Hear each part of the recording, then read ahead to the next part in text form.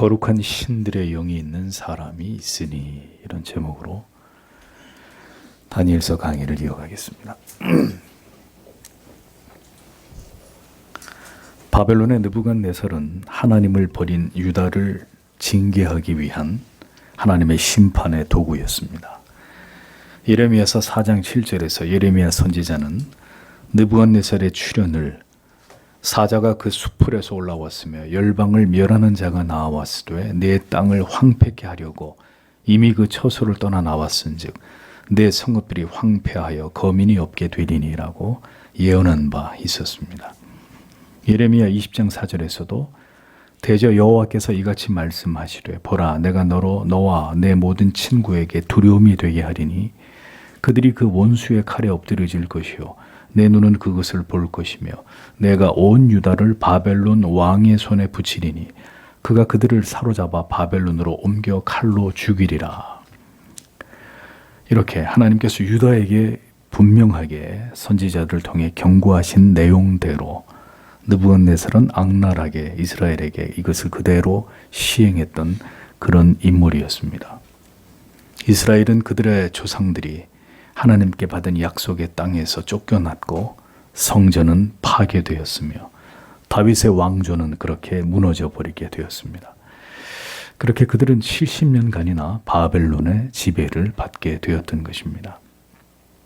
그렇게 고통을 당하는 시간 속에서도 하나님께서는 여전히 일하시며 하나님을 멸시하고 하나님의 택하신 민족을 짓밟은 그 세상의 통치자들을 향해서 복수의 칼을 갈고 계셨고 하늘을 찌르는 오만하고 무례한 그 신성 모독에 대해서 하나님은 하나님의 분명하신 방식으로 그들을 징벌하고 계셨던 것을 성경은 우리에게 보여주고 있습니다. 유다의 간악한 파괴자, 이스라엘을 심판하시는 하나님의 도구로 쓰임받았던 느부갓네살은 무릇 교만하게 행하는 자를 그가 능히 낮추심이니라 라는 고백을 마지막으로 남기고 그는 역사의 뒤안길로 사라져 버렸습니다. 바벨론을 세운 느부갓네살이 죽었다는 것은 이제 바벨론의 역사도 그 끝을 향해서 달려가고 있음을 의미하는 것입니다. 그의 뒤를 이어서 아멜말뚝, 네르갈사레셀, 라바로스 알후드, 또 나보니두스 이런 왕들이 각각 왕위를 계승하면서 바벨론의 역사를 이어갔습니다. 여기서 마지막에 나보니두스의 아들이자 공동 통치자였던 벨사살 때에 메대의 다리오와 파사의 고레스에 의해서 결국 바벨론은 멸망을 당하게 됩니다. 악이 차곡차곡 쌓이고 그것이 극악이 되는 때가 이르면 마침내 하나님께서 그 모든 악에 대해서 심판하시고자 하신다면 상상할 수 없이 두려운 날이 마침내 도래하게 되는 것입니다. 세상이 하나님을 지워버리고 인간들이 자기들의 쾌락을 우상처럼 섬기며 극악을 행하고 극도의 타락과 부패로 세상을 더럽힐 때 하나님께서는 반드시 일어나셔서 그 모든 일들에 대해서 가혹한 진노의 채찍을 드시는 분이라는 것을 우리는 분명히 기억해야 합니다. 이스라엘도 엄히 징계하신 하나님께서 하나님을 멸시하는 이교도의 나라 바벨론의 죄와 타락을 오래 두고 보실 까닭이 만무하지 않겠습니까? 그 강성했던 패권국가 이 제국의 역사는 바벨론의 역사가 얼마나 되실 것 같습니까? 수백 년도 수천 년도 되지 못했습니다. BC 625년에서 539년간 바벨론이라는 제국이 이 세상을 지배했던 시간은 86년에 불과했습니다. 100년도 채 되지 않는 짧은 역사를 끝으로 바벨론은 영원히 지상에서 사라져 버리게 됩니다. 천하를 호령했던 강력한 제국 바벨론은 그렇게 예레미야 51장 64절에 말하기를 바벨론이 나의 재앙 내림을 인하여 이같이 침륜하고 다시 일어나지 못하리니 그들이 쇠폐하리라 하라 하니라. 예레미야의 말이 이에 마치니라 라는 예언처럼 결국 완전히 몰락하게 된 것입니다. 놀라운 사실은 바벨론이 그렇게 멸망하게 된 날이 느부갓네살이 예루살렘 성전으로부터 탈취해온 금은 그릇을 가지고 벨사살이 그의 신하들과 왕후와 빈궁들과 잔치를 벌이면서 금, 은, 구리, 쇠, 나무, 돌로 만든 신을 찬양하던 바로 그날이었습니다. 그 참남한 죄를 저지르던 그날이 바벨론의 마지막 날이 되었던 것입니다.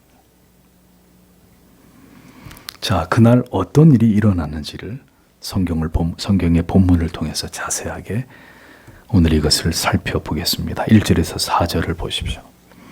벨사살 왕이 그의 귀족들 1천을 위해 큰 잔치를 배설했다. 그리고 그 1천 앞에서 포도주를 마신다. 벨사살이 포도주를 맛보는 중에 말했다. 그의 아버지 느부갓네살이 예루살렘에 있는 성전으로부터 가져온 금과 은그릇을 가져오도록, 그리고 왕과 그의 귀족들, 그의 아내들과 그의 첩들이 그것을 마신다. 그때 그들이 예루살렘에 있는 하나님의 전에 그 성전으로부터 그들이 가져온 은금 그릇을 가져왔다. 그리고 왕과 그의 귀족들, 그들이 포도주를 마셨다. 그리고 그들이 금과 은, 청동, 철나무와 돌의 신들에 대해 찬양했다. 이렇게 적고 있습니다. 바벨론의 마지막 왕 벨사살은 자신에게 시시각각 다가오고 있는 하나님의 두려운 징벌의 비극을 전혀 알지 못한 채로 귀족들 1,000명을 왕궁으로 초대해서 잔치를 즐기고 있었습니다. 아마도 바벨론의 모든 고관 대작들이 모두 이 잔치에 소집된 것으로 보입니다. 벨사살이란 이름의 뜻은 벨이여 왕을 지켜주옵소서. 벨은 바벨론의 우상을 의미하죠. 이런 의미로 바벨론 제1의 우상의 이름을 집어넣어서 지은 이름이 벨사살이었습니다. 이 연회가 베풀어지고 있을 당시 바벨론은 결코 그렇게 여유롭고 한가하게 연회를 지킬 상황이 절대로 아니었습니다. 메대와 바사의 연합군이 바벨론의 영토 대부분을 차지했고, 이제 마지막으로 바벨론 도성을 함락시키기 위해서 성 주변으로 포위망을 점점 좁혀오고 있는 이런 상황에서 바벨론의 군사들이 그들과 대치를 하고 있는 아주 위급한 이런 상황에서 지금 왕궁에는 잔치가 벌어지고 있었던 겁니다. 그런 상황에도 불구하고 벨사살은 바벨론 도성의 견고함을 믿고 신하 1,000명을 왕궁으로 불러들여서 큰 연회를 즐기고 있었다. 망할 징조가 뚜렷하게 보이지 않습니까? 악인들은 이렇게 어리석고 미련합니다. 결국 그렇게 자멸의 길을 걸어가게 되는 것입니다. 이 모든 것이 하나님의 피할 수 없는 징벌과 저주라는 것을 성경은 똑똑히 보여줍니다. 나라가 백적간두의 위기에 빠져 있는데도 불구하고 신하들과 술잔치를 벌이고 있는 군주, 그 어리석음의 끝이 보이는 듯합니다. 나라가 곧 망하게 되었는데도 모든 신하들을 다 불러 모아서 술잔치를 벌이는 벨사살의 모습은 용기일까요? 아니면 만용일까요? 술에 취한 벨사살은 결코 행하지 말아야 될 하나님의 진노와 저주를 촉발하는 극악을 급기야 범하게 됩니다. 그것은 그의 부친, 여기서 부친, 한글 성경에서 부친이라고 했지만 친아버지를 의미하는 것이 아니라 선대, 조상을 가리키는 것입니다. 벨사살의 선대 왕인 느부갓네살이 이스라엘을 멸망시킬 때 하나님의 성전에서 훔쳐온 금은 기명을 다 가지고 오게 해서 그것에 술을 부어가지고 신하들과 왕후들과 첩들과 함께 벨사살이 그것을 마시려고 했던 것입니다. 성전에서 훔친 기명들, 즉 용기나 그릇들은 모두 하나님께 제사를 드릴 때 사용되었던 거룩하게 구별된 물건들이었습니다. 대제사장들만 만질 수 있었던. 느부갓네살은 성전에서 탈취한 이 모든 물건들을 바벨론 신할 땅의 신전 보물 창고에다가 가만히 보관해 놓고 있었습니다. 그는 이 물건에 손을 대지 않았습니다. 그런데 후대에 이 어리석은 벨사살이 그 모든 기명들을 다 꺼내 오도록 해서 그것으로 술판을 벌이려 하고 있었던 것입니다. 하나님의 전 성소에서 취하여 온 금은 기명은 성전 중에서도 가장 거룩한 곳에서 오직 하나님께 제사를 드릴 때 사용된 오직 하나님만을 위한 구별된 거룩한 도구들이었습니다. 금으로 만든 그 그릇들에 술을 채우는 도구로 이것을 사용했다는 것은 최악의 신성 모독을 그가 지금 범하고 있었다는 뜻입니다. 이러한 행동은 하나님을 심각하게 모독하고 조롱하는 것으로 이스라엘 백성들을 모욕하는 일뿐만 아니라 여호와 하나님을 대적하고 멸시하고 조롱하는 참남한 죄악이었습니다. 느부갓네살의 당대에는 하나님께 굴복된 느부갓네살에 의해서 결코 하나님의 이름이 이렇게 대접받은 적이 없습니다. 그 이름이 지극히 높임을 받으시고 길이 칭송을 받으셨지만 벨사살 때에 이르러서는 이러한 여호와 하나님에 대한 경외심이 완전히 자취를 감춰버리는 것을 볼 수 있습니다. 하나님을 예배하던 거룩한 기물들을 가지고 포도주를 부어 마시면서 그들이 믿는 금, 은, 동, 철, 나무, 돌로 만든 가증한 신들을 그들이 지금 찬양하고 있었다고 하니 이것은 하나님을 능멸하는 매우 극악한 죄악이 아닐 수 없었던 것입니다. 어리석은 벨사살은 메대와 바사의 연합군으로 인해 엄습한 그 두려움을 이 같은 방식으로 이스라엘의 하나님을 멸시하고 자기들이 믿는 신을 찬양하는 것으로 그들의 신의 도움을 받아서 이 위기를 타개할 수 있을 것이라고 생각하고 또 이 위기의 순간에 자기의 신하들을 다 불러 모아 결속력을 다지기 위해서 왕으로서의 과도한 자신감을 드러내기 위한 방편으로 이 같은 참남하고 어리석은 악행을 그가 저지르고 있었던 것입니다. 악인들의 어리석음은 절대로 하나님을 향해서 그들이 굽힐 줄 모른다는 것입니다. 끝까지 하나님을 멸시하고 부정하고 자기가 하나님보다 더 강하다는 것을 자신하고 자부합니다. 절대로 하나님 앞에 무릎을 꿇지 않습니다.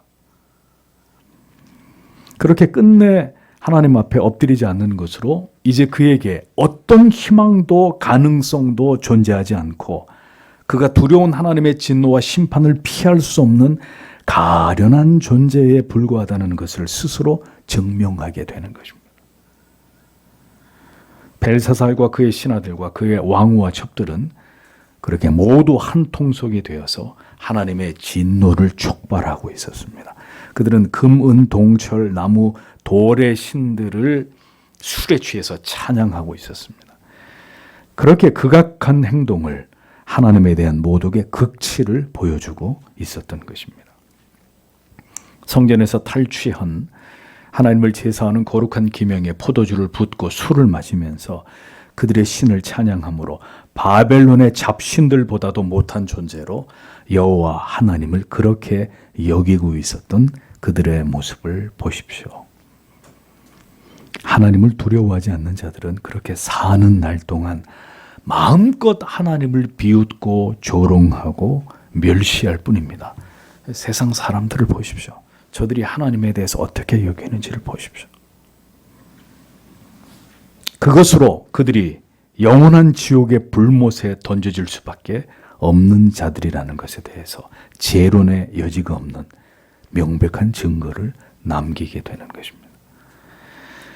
마지막 때의 사람들을 보십시오. 그들은 대놓고 하나님을 모독하고 진리를 비웃고 대적하고 있습니다. 하나님이 세우신 모든 법을 허물고 인간을 위한 법과 제도를 새롭게 만들어서 자기 자신들을 숭배하고 있습니다. 한때 하나님을 예배하기 위해 높은 첨탑을 자랑하던 유럽의 그 무수한 예배당들은 이제 모두 술집이나 이교도들의 모임 장소로 변했고 사람들은 빠르게 성경의 진리와 기독교의 전통적인 굴레로부터 이탈하고 있습니다. 이제 교회와 하나님의 이름을 조롱과 멸시의 대상으로 삼아버렸고, 이 시대 역시 신성모독의 극악을 드러내면서 하나님의 징벌이 임박해 오고 있음을 예감하게 만드는 짙은 어두움을 드리우고 있습니다. 성도 여러분, 돌이킬 수 없을 만큼 악이 가득 차면, 돌이킬 수 없을 만큼 악이 가득 차면 이제는 하나님의 심판만 있을 뿐입니다. 더 이상 악할 수 없는 일들이 일어날 때, 인간이 범할 수 있는 최악의 신성모독이 일어나고 있는 그 현장에 성경에 어디에서도 찾아볼 수 없는 하나님의 극적인 등장하심이 바벨론의 왕궁에서 일어나게 된 사건을 오늘의 성경은 기록해 놓고 있습니다. 이어지는 5절에서 7절을 보겠습니다. 그 순간에 사람의 손에 손가락들이 나왔다. 그리고 왕의 궁의 촛대 앞에 회벽 위에 쓰고, 왕은 쓰고 있는 손의 손바닥을 본다. 그때 왕, 그의 낯빛들이 그를 바꾸었다. 그리고 그의 생각들이 그를 당황하게 한다. 그리고 그의 허리의 관절들이 풀리고 그의 무릎들은 이것이 저것에 부딪힌다. 왕이 힘을 다해서 외친다. 마술사들, 갈대아 사람들, 그리고 점성가들을 데려오도록. 그리고 왕이 바벨론의 현자들에게 대답하고 말한다. 이 글자를 읽고 그것의 해석을 내게 밝히는 모든 사람 누구든 그는 자줏빛 옷을 입을 것이다. 그리고 금목걸이가 그의 목에, 그리고 그는 왕국에서 3번째로 다스릴 것이다 라고 기록되어 있습니다. 멸망이 임박한 시간에도 사태를 분간하지 못하고 하나님을 향해서 극악의 신성모독의 죄를 범하고 있던 벨사살에게 하나님께서는 느부갓네살처럼 아무도 보지 않는 한밤중에 침실에서 깊이 잠에 든 그에게 꿈을 통해서 경고하시지 않고 아주 분명하고 매우 두렵고 매우 경악스럽고 매우 공포스럽고 그리고 분명히 공개적인 이런 형태로 그에 대한 지엄한 경고를 하나님이 드러내셨습니다. 느부갓네살은 꿈속에서 개인적으로 그에게만 꿈을 통해서 하나님이 경고하셨다면, 벨사살은 1,000명이나 되는 신하들 앞에서 매우 두려운 방법으로 하나님 자신을 드러내셨습니다. 성전의 기명들의 술을 채워 그들의 잡신을 찬양하면서 그 파티를 즐기던 그 참담한 현장에 돌연 허공에 사람의 손가락이 나타난 거죠. 왕궁을 밝히는 촛대 맞은편 흰색 벽에 그 손이 선명하게 글씨를 써내려가기 시작했다는 것입니다. 술에 취하던 벨사살과 그 자리에 모인 1,000명의 고관들은 순간 그 모습을 보며 경악과 공포로 심장이 멎는 듯한 이런 충격을 받게 되었습니다. 하나님께서는 이 극악한 신성모독이 펼쳐지는 자리에 직접 초자연적인 신적 개입을 통해서 이제 곧 그들에게 임할 끔찍한 결과에 대해서 강력하게 예언하시고 계시하시고 경고하고 계셨던 것입니다.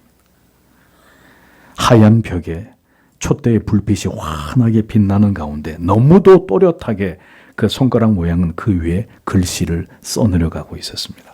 그 자리에 있는 모두가 명확하게 볼 수 있도록 마치 토판에 새겨지듯이 글이 벽에 써내려져 가고 있었다는 겁니다. 하나님께서는 오래 참으시고 침묵하시고 우리의 죄를 지켜보십니다. 그러나 그토록 오랜 시간이 지나도록 깨닫지 못할 때 하나님은 반드시 분명한 하나님의 방식으로 이 두려운 경고가 하나님에 의해서 이루어지는 것이라는 사실을 분명하게 알리시는 분이십니다. 말씀으로 깨달음을 얻지 못할 때 하나님은 여러 사람들을 통해서 어떤 내 삶에 일어나는 크고 작은 사건들, 사고들을 통해서 나의 문제를 다루십니다. 많은 말들을 듣게 되고 보다 분명하게 지금 나의 문제를 보게 하고 깨닫게 하십니다. 충분히 생각을 하고 돌이켜 회개할 수 있는 기회를 부여하십니다. 그러나 그럼에도 불구하고 그 시간들을 통해 아무런 깨달음을 얻지 못하고 어떤 변화도 일어나지 않을 때 하나님은 이제 그 경고의 수위를 많이 높여서 물리적인 고통과 괴로움을 통해서 직접적으로 경고하실 수도 있습니다. 도저히 일어날 수 없는 어떤 일, 예기치 못한 엄청난 일을 겪게 하심으로 분명하게 하나님께서 지금 이 일을 막고 계시고 지금 나에게 경고하고 계신다는 사실을 깨닫게 하신단 말입니다. 하나님께서 우리의 삶 속에 개입하시고 행하시는 이 예사롭지 않은 일들, 이 경고들을 그래서 우리는 면밀히 살필 수 있어야 되고 그것을 분명하게 깨달을 수 있어야 합니다. 왜 이런 일이 일어나는지에 대한 지각이 있어야 한다는 거죠. 모든 일들은 절대로 우연히 일어나는 일들이 아니기 때문입니다. 하나님께서는 오늘도 우리에게 무엇인가를 말씀하시고 깨닫게 하시기 위해 생각지 않은 위로와 용기를 우리에게 주시기도 하고 또 돌연 예상치 못한 감당기 힘든 어떤 사건이나 사고들이 발생하게 하심으로 강력하게 경고하시고 돌이키도록 역사하기도 하십니다. 그러므로 무엇이 지혜로운 것입니까? 가로막으실 때 돌이켜야 합니다. 그렇지 않으면 기어이 마침내 최악의 상황을 맞게 되는 것입니다. 벨사살의 마음과 그의 육체는 이 되어진 두려운 일 앞에서 즉각 반응을 보이기 시작했습니다. 흥겨운 잔치 분위기가 일순간 얼어붙으면서 벨사살의 낯빛도 바뀌게 되었고 그는 순간 극도의 두려움과 공포에 사로잡혀서 그 마음이 요동치고 있었고 그 같은 불안감은 그의 육체에도 고통과 두려움으로 엄습하면서 무릎이 서로 부딪힐 만큼 몸이 떨리고 하체에 힘이 풀릴 정도로 그는 지금 엄청난 충격을 받고 있었습니다. 벨사살은 무엇인가 지금 매우 두려운 일이 일어나고 있다는 사실을 깨닫게 됩니다. 하나님께서는 이 눈뜨고 볼 수 없는 참담한 극악의 현장을 이렇게 한순간에 모두 뒤엎어 버리셨습니다. 벨사살은 큰 소리를 지르면서 이 문제를 해결하기 위해 바벨론의 모든 술객들과 점장이들을 소집하고 박사들로 하여금 이 글자를 읽고 그 뜻을 빨리 해석할 것을 명하게 됩니다. 그렇게 하면 누구든지 그가 누가 되었든지 간에 내가 그에게 자주옷을 입히고 금사슬을 목에 매주고 이 나라의 셋째 치리자로 삼겠다라고 공언을 하고 있는 모습을 볼 수 있습니다. 벨사살은 벽에 새겨진 글자의 의미에 대해서 견디기 힘든 의구심을 가지고 그 의미를 알기 위해서 모든 노력을 다하고 있었습니다. 악한 영들의 능력을 빌어 예언을 하거나 점을 치는 자들을 다 불러들였고 마술을 부리는 자들까지 동원했습니다. 바벨론의 모든 현자들을 다 불러들여서 이 글자의 의미가 무엇인지를 알기 위해 백방으로 노력을 하고 있었습니다. 이 글자의 의미를 푸는 자에게 자주옷을 입힌다. 자주옷은 권세와 부와 명예를 상징하는 것으로 그 당시에 왕족들만 입을 수 있는 그런 옷이었습니다. 금사슬은 금목걸이를 뜻하는 것으로 지위가 높은 자들이나 왕에게 특별한 은총을 입은 자들을 표하는 장식이었습니다. 셋째 치리자라는 의미는 왕과 태후 다음에 해당되는 자리로 매우 높은 자리를 의미하는 것인데 일부 주석가들은 당시 벨사살이 그의 아버지 나보니두스와 함께 이중적인 통치 구조를 가지고 있었기 때문에 아버지, 자기, 그 다음에 세 번째 치리자로 그런 높은 자리를 주고자 했다는 것으로 이렇게 이해하기도 합니다. 중요한 것은 그만큼 높은 벼슬을 주겠다고 벨사살에 지금 공언을 하고 있었다는 것입니다. 벽에 새겨진 글자는 그만큼이나 벨사살에게 매우 깊은 마음의 두려움과 근심을 낳고 있는 아주 위급한 문제였다는 것을 알 수 있습니다. 교만이 극에 달하여 하나님을 모독하고 성전의 기명을 가져와서 술에 취하던 벨사살. 그는 그의 선왕 느부갓네살에게 아무런 교훈도 얻지 못했던 아주 미련하고 어리석은 자였습니다. 악인이 멸망의 길로 행할 수밖에 없는 것은 그는 하나님을 알지 못하고 하나님을 통해서 진리를 통해서 주변 사람들을 통해서 수없이 들은 그 복음의 내용에 대해서 어떤 교훈도 받을 수 없는 영혼이 막힌 자이기 때문입니다.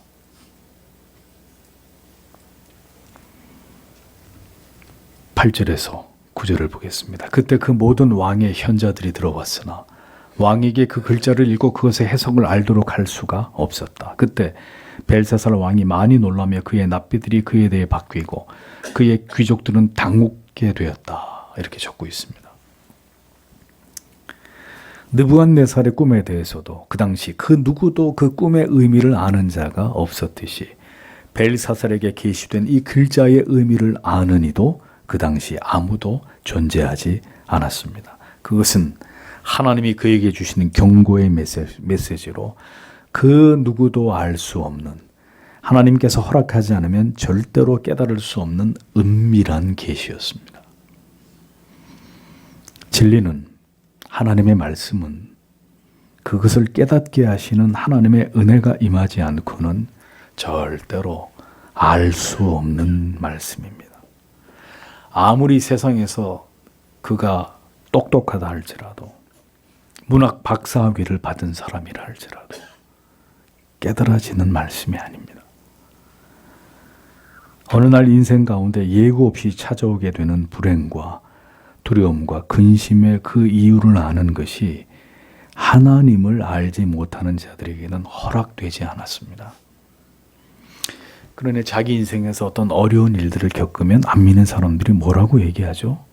재수가 없어서, 내 팔자가 이렇게 사나워서, 이런 말들을 합니다. 하나님을 멸시하고 믿음의 가치를 업신여기며 온갖 죄를 지으며 살아온 자들은 마침내 하나님께서 그들을 징계하시고 이제 그만 하나님께로 돌아오라고 명하실 때 그 일어난 일에 대해서 이제 당신이 하나님께로 돌아와야 될 순간입니다 라는 말을 해줄 때 그리스도의 손을 이제 붙잡으셔야 됩니다.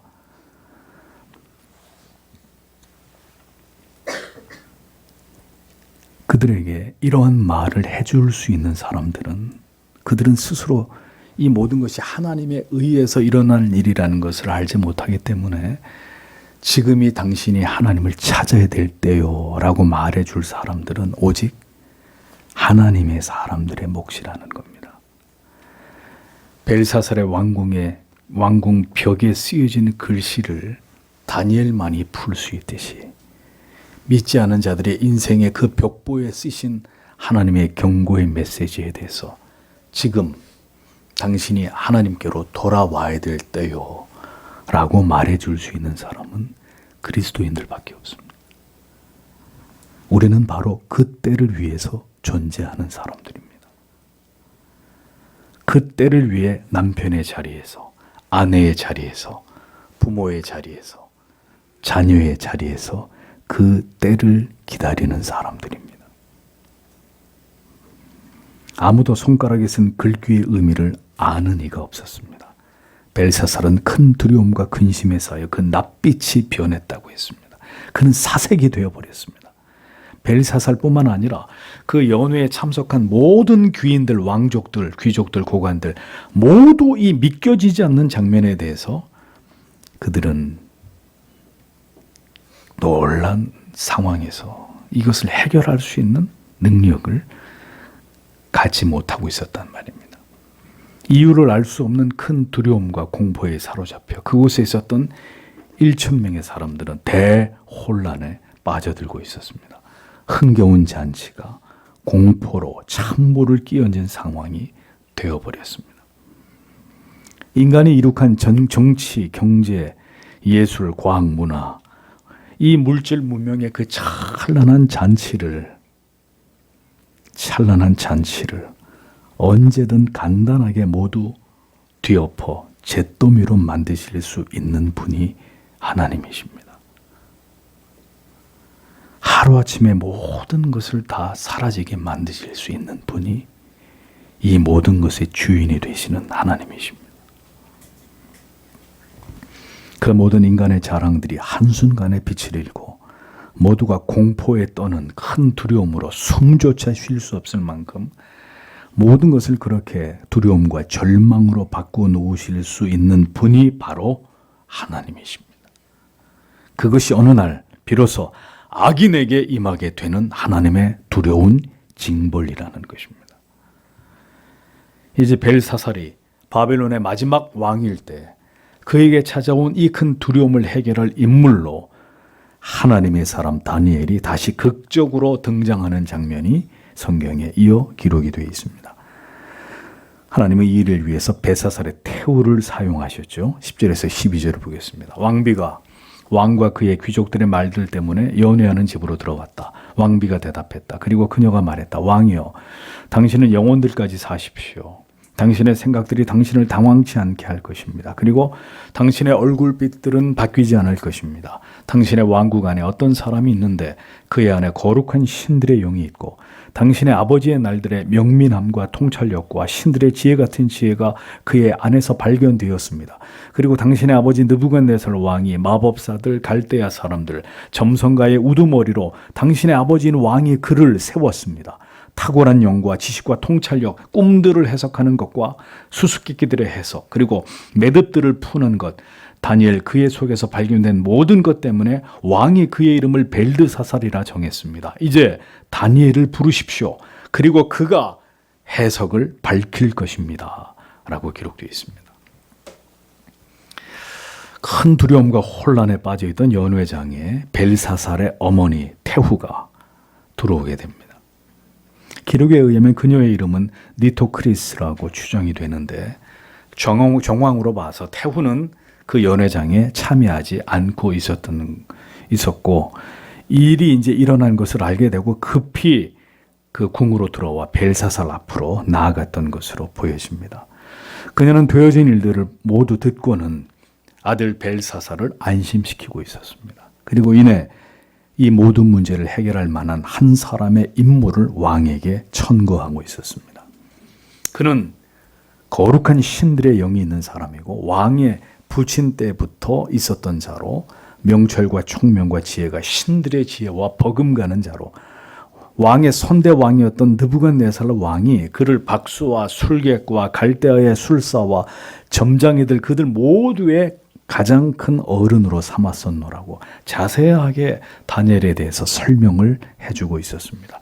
그의 이름은 벨드사살이고 그의 마음이 민첩하고 지식과 총명이 뛰어나서 능히 꿈을 해석하고 은밀한 말을 밝히고 의문을 해결할 수 있는 그는 그렇게 출중한 능력을 가진 사람이라고.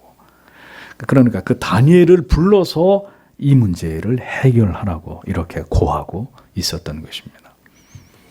자, 이것을 볼 때 아마도 벨사살은 다니엘의 존재를 알지 못했던 것으로 보입니다.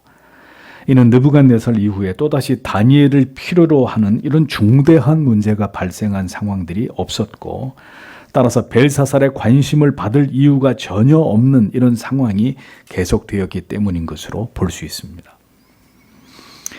다니엘은 이 시기에 80살에 가까운 고령의 나이였습니다.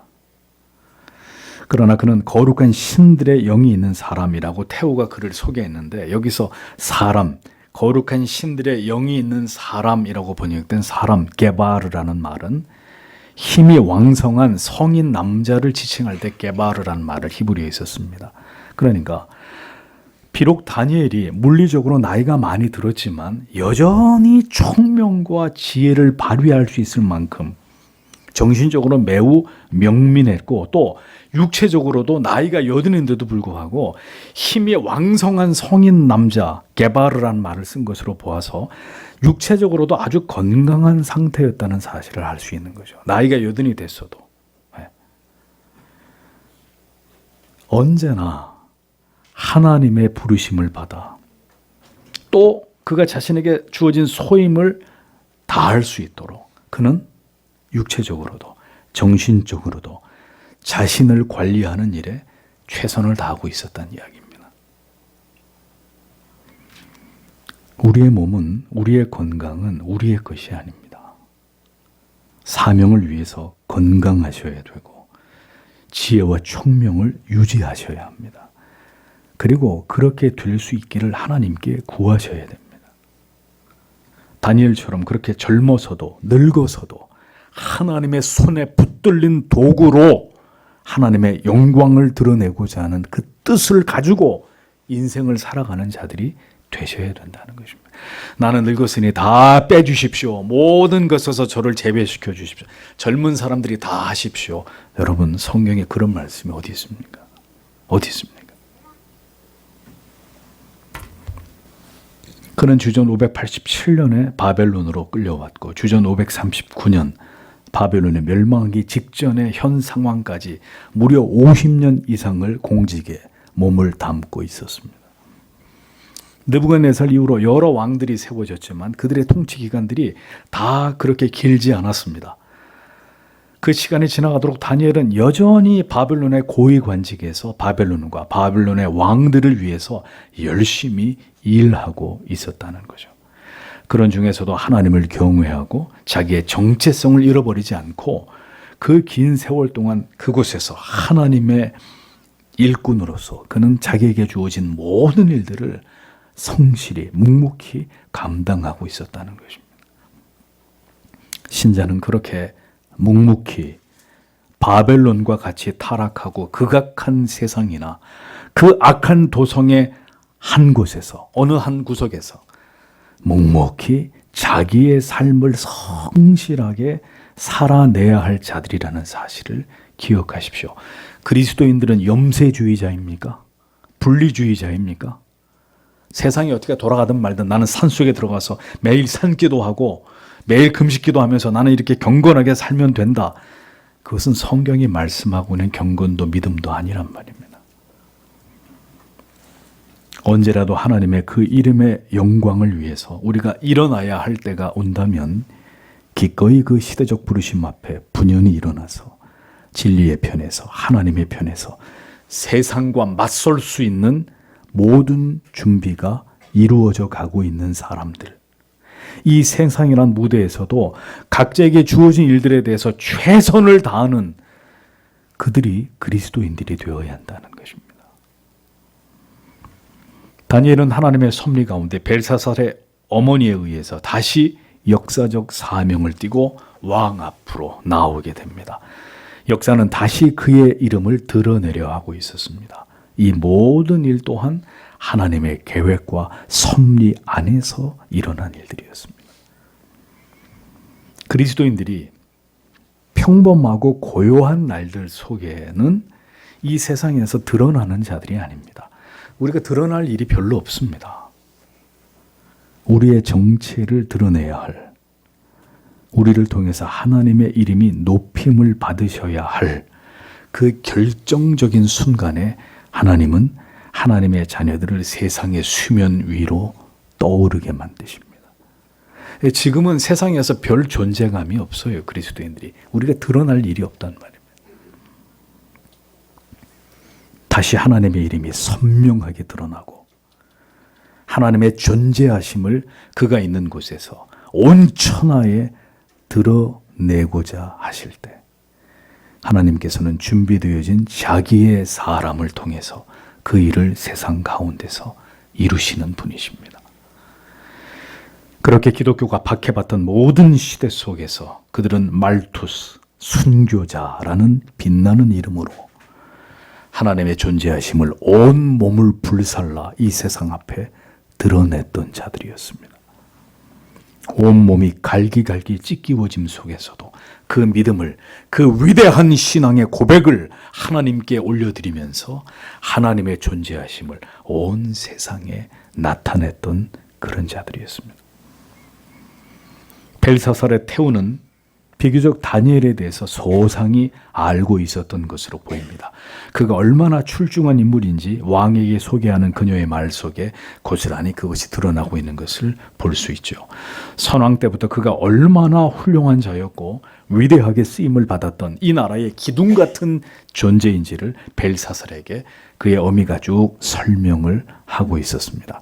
민첩하고 지식과 총명이 있고 꿈을 해석하는 비상한 능력이 있고 은밀한 말과 의문들까지 모두 다 풀어낼 수 있을 만큼의 그런 능력이 그에게 있다고 그녀는 벨사살에게 이 사실에 관해서 알려주고 있었습니다. 여기서 은밀한 말, 의문이란 토판에 새겨진 판독하기 어려운 희미한 문자 혹은 수수께끼 같은 복잡하게 얽혀있는 풀기 어려운 이런 문제들을 가리킵니다. 이런 것들을 능히 해결할 수 있다. 누가? 다니엘이. 그런 그를 당장 소환해서 이 문제를 해결해 보라고 태우는 벨사살에게 전하고 있었습니다. 무너져가고 있던 바벨론의 마지막 왕에게 이제 하나님께서는 그의 최후에 대해서 고하고 계셨고 그를 향한 하나님의 마지막 메시지를 전하기 위해 노년의 다니엘은 다시 한번 역사의 중앙 무대에 등장하고 있었습니다. 13절에서 16절을 보겠습니다. 그때 다니엘이 왕 앞에 불려왔다. 왕이 대답하고 다니엘에게 말한다. 내가 그 내 아버지 왕이 유다로부터 데려온 유다의 포로의 자손들 중에 있는 다니엘이냐? 그리고 내가 너에 대해 들었다. 내 안에 신들의 영과 명민함과 통찰력이 있고 탁월한 지혜가 내 안에 발견되었다는 것을. 그리고 이제 현자들 마술사들이 내 앞에 들려 보내졌다. 그들이 이 글자를 크게 읽고 그것의 해석을 내게 밝히기 위해. 그러나 문제의 해석을 밝힐 수 없었다. 그리고 내가 너에 대해 들었다. 내가 해석들을 해석하는 것과 매듭들을 푸는 것을 알 수 있다는 것을.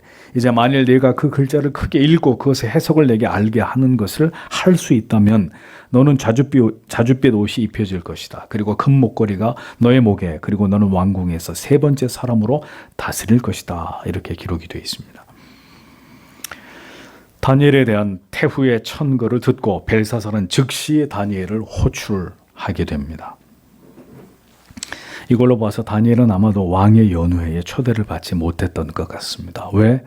그가 유다의 포로 출신이었기 때문에. 그는 노년이었고 유대 출신이었고 그의 존재감이 잊혀지고 있었던 때였기 때문에 아마도 다니엘은 일선에 물러나 있었던 이런 상황이 아니었나 하는 생각이 됩니다. 그런데 그가 왕의 긴급한 명령을 듣고 급히 입궁을 하게 된 것입니다. 벨사살은 그의 어머니에게 들은 내용을 재차 다니엘에게 확인하고 있었습니다. 그의 첫 마디는 내가 우리 부왕이 유다에서 사로잡아온 유다 자손 중에 그 다니엘이냐 하는 질문이었습니다.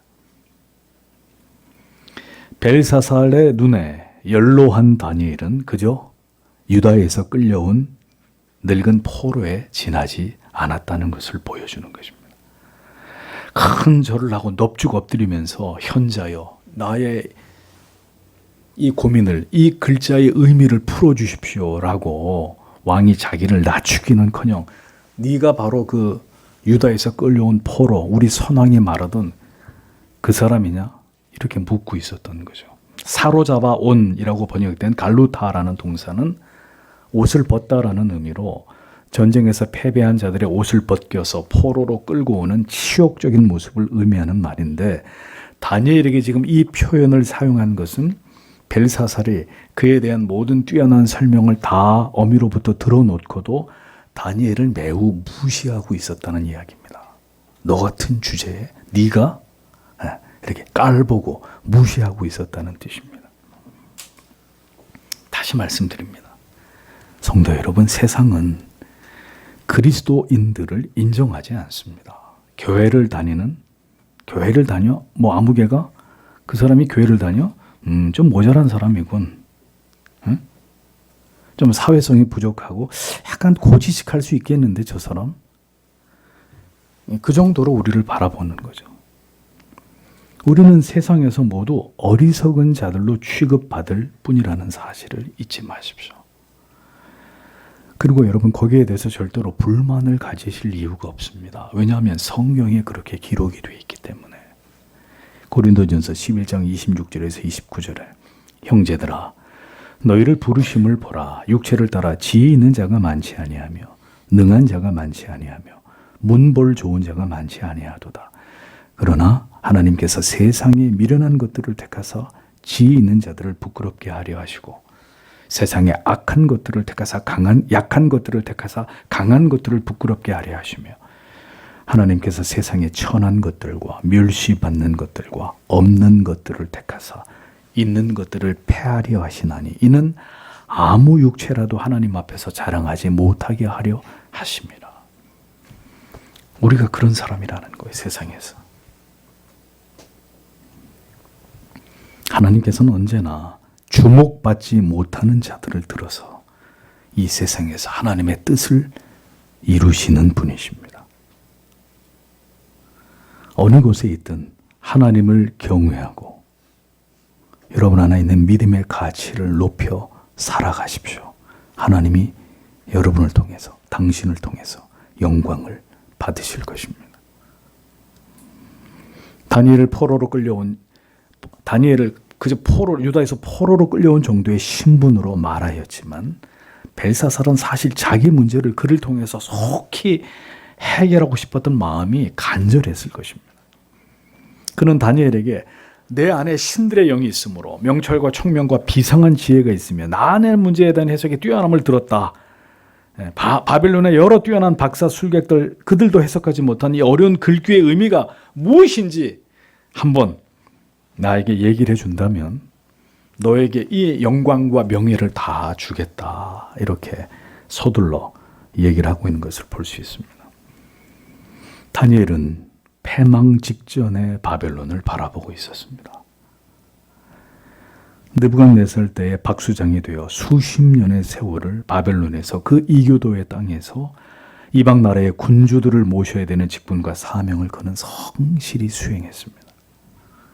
하나님의 허락하신 곳이고 나의 사명이 있는 곳이라면 여러분 우리는 그곳이 나에게 어떤 괴로움과 고통과 치욕을 안겨주는 곳이라 하더라도 우리는 그 자리를 곧게 지키면서 하나님의 뜻을 이루고자 하시는 그 부르심에 언제든 응할 준비를 해야 되는 자들이라는 사실을 기억하셔야 합니다.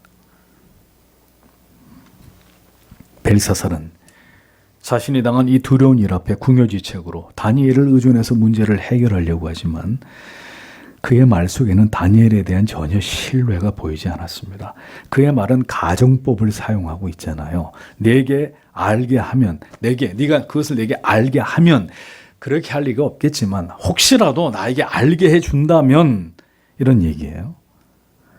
내가 반드시 그 의미를 내게 알게 할 것이라고 나는 너를 절대적으로 당신을 믿습니다. 이런 의미라기보다는 만약에 그것을 만에 하나라도 나에게 알게 해준다면 내가 이런 상을 그대에게 주겠다. 이런 의미란 말이죠. 그러니까 여전히 다니엘에 대한 의심이 그 바탕에 깔려 있는 것을 알 수 있습니다. 바벨론의 뛰어난 박사, 술사, 날고 긴다 하는 사람들도 다 풀지 못한 것을 이 유다의 늙은 포로가 과연 답을 줄 수 있을까?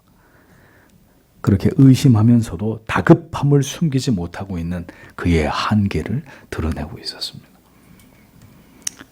여러분, 세상도 여러분이 그 일을 할 수 없을 거라고 생각합니다.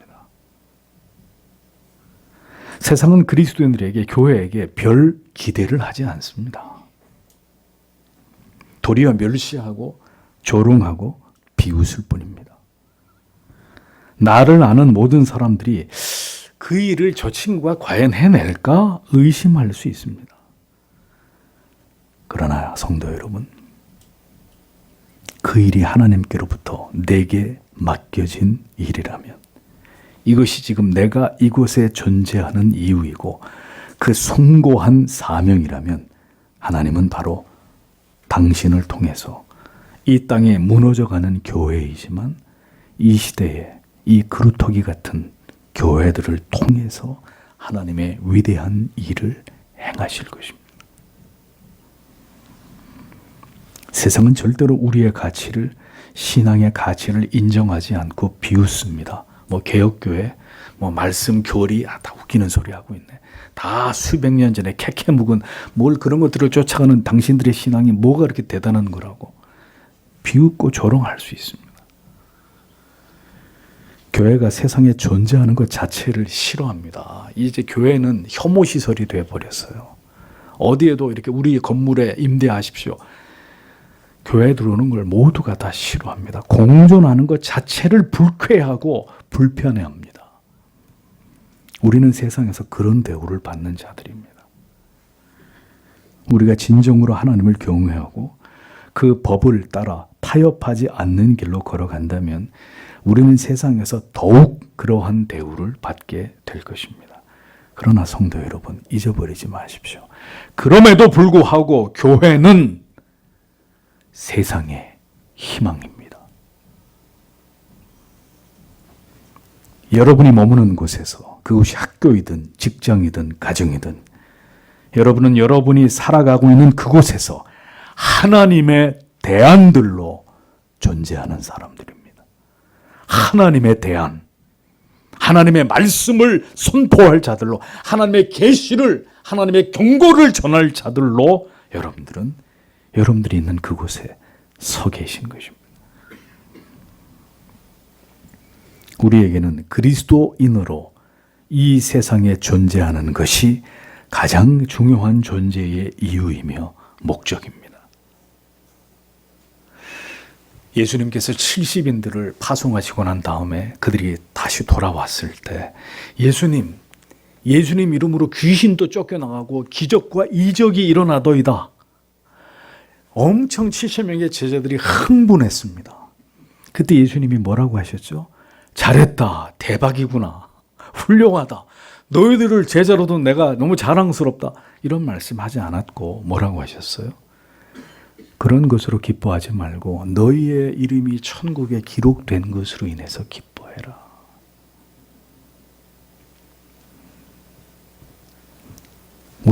우리의 이름이 천국에 기록되어 있는 것으로, 세상에서는 우리가 어떤 삶을 살든지, 우리가 어떤 사명을 감당하든지, 우리가 부하든지 가난하든지, 우리가 어떻게 되든지, 여러분 그게 중요한 게 아니고요.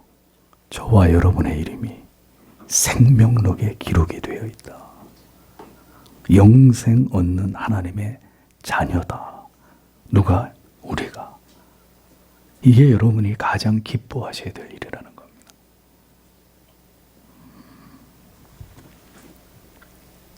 내 뜻을 이루고 내가 성공을 하고 내가 행복하게 살아가는 것만이 중요한 게 아니라 지금 내가 있는 이곳에서, 이 시간 속에서 내가 어떻게 하나님을 드러내고 그 영광을 나타내며 살아가는지가 우리에게 가장 중요한 문제라는 것입니다.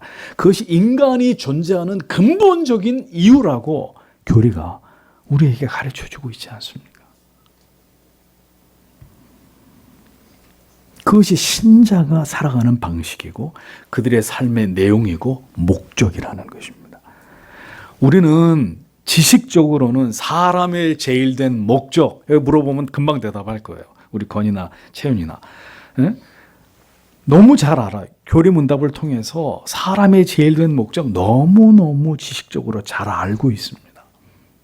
하나님을 영화롭게 하고 영원토록 그를 즐거워하는 것임을 분명히 지식적으로 소유하고 있습니다, 우리가. 그런데 그럼에도 불구하고 항상 우리의 삶의 1순위는 내 자신을 위한 일이란 말이죠. 먼저는 내 삶이, 나의 행복이 중요하고 그 다음이, 우리의 모든 것이 이렇게 반응하고 있다는 거죠. 분명히 인간의 제일된 목적을 머리로는 알고 있지만 우리가 살아가면서 우리가 보이는 반응들을 보면 정말 하나님이 먼저가 아니라 언제나 우리 자신이 먼저인 삶을 선택하고 있다는 거죠. 주를 위해, 하나님의 영광을 위해, 그 주권을 믿고 그 섭리에 순종하며 살아간다는 것, 그래서 간단한 문제가 아닙니다. 끊임없이 자기를 부인하지 않으면 안 되는 것이고, 이에 매일매일 우리에게 부어주시는 하나님의 은혜와 우리를 붙드시고 교정하시는 하나님의 열심이 우리 인생 가운데 계속되지 않는 한 불가능한 것입니다. 성도 여러분, 우리는 이 시대의 다니엘로 그와 다르지 않은 동일한 사명을 가지고 살아가고 있는 자들이라는 사실을 인식하셔야 됩니다. 멸망으로 치닫고 있는 이 세상에서 하나님과 그 진리를 멸시하고 조롱하며 인간을 위해 만든 수많은 우상을 숭배하는 이 극악한 시대 속에서 우리는 무엇을 위해서 존재하는 것이고 어떤 사명을 가지고 이 세상을 살아가고 있는 것인지를 깊이 생각해 보셔야 합니다. 여러분들에게 수도 없이 말씀드립니다. 그냥 살아가는 인생이 아닙니다. 그냥 살아있으니 숨을 쉬고 살아가는 삶이 아닙니다. 성경은 인생의 의미와 목적을 생각하라고 말씀하고 있습니다. 하나님이 우리를 왜 이 시대에 태어나게 하셨고 살아가게 하셨는지를 우리는 진리의 말씀을 통해서 그 의미를 깨닫는 자들이 되어야 합니다. 하나님과 성경과 교회를 중심으로 우리의 사명을 생각하고 우리가 존재하는 모든 곳에서 하나님의 나라의 앰베서더, 대사들로 그렇게 살아가는 자들이 되어야 합니다. 빛과 소금의 사명을 감당하며 존재해야 된다는 것입니다. 마지막 시대 사람들을 보십시오. 멸망의 시간이 코앞에 다가왔어도 1,000명의 신하들을 불러놓고 파티를 벌이고 하나님을 모독하는 극악을 행하는 벨사살처럼 그들은 미련하고 어리석고 신성모독의 극치를 보여주는 인생들을 세상에서 뒤엉켜 살아가고 있습니다. 하나님의 지엄한 심판의 시계바늘은 지금도 빠르게 돌아가면서 그 정해진 시각을 향해서 달려가고 있음에도 인류는 전혀 이것을 인식하지 못하고 오늘도 쾌락과 향락에 찌들어 자기들의 인생을 즐기는 것에만 몰두하고 있을 뿐입니다. 여러분, 세상이 어떻게 돌아가는지 뉴스를 통해 듣고 계십니까? 예? 지금 어떤 일이 벌어지고 있는지 알고 계십니까? 내일 어떤 일이 벌어지더라도 오늘을 즐기려는 종말의 시간이 다가오고 있음에도 불구하고 이 어리석고 무지한 사람들을 보십시오. 저마다 자기들이 좋아하는 우상들, 이를테면 스포츠 스타나 아이돌이나 혹은 성공을 해서 어마어마한 부를 축적한 사람들 맹목적으로 추종하고 숭배하고 그것이 전부라 여기는 오만하고 도도한 삶들을 살아가고 있습니다. 물질을 숭배하면서. 이 시대의 이 모든 교만과 폐역과 강팍에 대해서 어떤 하나님의 두려운 심판이 징벌이 준비되고 있는지에 대해서 관심을 갖는 사람들은 그리스도인이라 할지라도 소수에 불과합니다. 메대와 파사의 군사들이 곧 들이닥치게 될 이 불안한 현실에 대해서 이것에 이런 상황에서조차도 눈을 감고 그저 지금을 즐기려고 하는 벨사살, 그들에게 하나님의 경고를 전해야 될 자가 누굽니까? 바로 이 시대에 다니엘과 같은 사명을 받은 우리가 되어야 하는 것입니다. 온 세계가 전쟁의 광풍에 휩쓸려 들어가고 있는 이 불안한 시기에 그리스도인들이 도대체 뭘 하고 있단 말입니까? 한가로이 연회를 즐기고 먹고 마시고 좋은 곳으로 여행을 다닐 이런 생각들 뿐이라면 저들과 우리가 도대체 무엇이 다른 사람들입니까? 경고의 나팔은 누가 분단 말입니까? 누가 새벽을 깨우라고 호소한단 말입니까? 성도 여러분, 시대의 벽보를 보십시오. 하나님의 손이 나타나 우리에게도 두려운 경고의 말씀이 쓰여지고 있을 법한 우리는 지금 그런 시대를 살고 있습니다. 성전의 그릇으로 술을 부어 마시는 신성모독이 버젓이 일어나고 있는 이 시대에 정욕과 쾌락의 우상들을 숭배하는 이 참남한 때를, 이 시기를 지나가고 있는 우리들의 사명은 도대체 무엇일까? 나의 사명이 무엇인가? 아직 우리들에게 시간이 남아있을 때 돌이켜 회개하고 예수 그리스도를 구주로 믿으라고 우리는 더 강력하게 복음을 전하면서 잃어버린 영혼들을 하나님의 품 안으로 찾는 일에 최선을 다해야 할 것입니다. 이 땅의 교회와 성도들조차 시대적 사명을 망각한 채로 깊은 잠에 취해 불신자와 방불한 삶을 살아간다면 우리의 파멸은 더 분명해질 것이고 그날은 우리가 생각한 것보다 훨씬 더 빨리 우리에게 도래할 수 있다는 사실을 기억하십시오. 날이 저물어 가고 있습니다. 모두 집으로 돌아가야 될 시간이 찾아오고 있습니다. 흰 옷은 준비되어 있으십니까? 주께서 사랑하시는 성도 여러분, 부디 우리가 살아가고 있는 이 시대를 분별하십시오. 자다가 깰 때이고 등잔에 기름을 준비해야 되는 시기라는 사실을 잊지 마십시오. 무엇으로도 주를 향한 여러분의 마음이 흔들리지 않게 하십시오. 우는 사자처럼 사탄 마귀가 삼킬 자를 두루 찾고 있는, 믿음의 자리를 이탈하게 만드는 이미 그런 때가 도래했습니다. 우리의 기도가 통곡으로 바뀌어야 하고 우리의 간구가 절규가 되어야 할 만큼 급박한 시간이 다가오고 있습니다. 이제 역사의 무대 위로 올라가야 될 준비를 해야 되는 때입니다.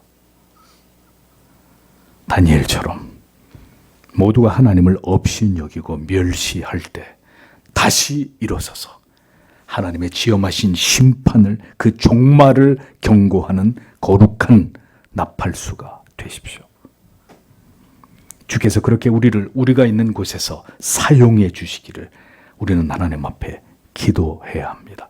이 시대에 그것이 우리가 존재하는 목적이라면 이제 그 뜻대로 우리를 사용해 주시고 이를 위해 더욱 우리 자신들이 진리로 무장되는 은혜가 우리에게, 우리의 자녀들에게 임하게 되기를 오늘도 하나님 앞에 간절히 기도해야 되는 우리이기를 원합니다. 마지막 때를 살아가게 하신 그 하나님의 뜻을 따라서 그의 나라를 위해 살아가도록 하나님, 우리 모두에게 더 큰 믿음과 신자로서의 투철한 사명감과 담대함을, 확고한 내세의 소망을 오늘도 이 말씀을 듣는 우리 모두에게 하나님 허락하여 주옵소서. 다 함께 하나님 앞에 기도하도록 하겠습니다.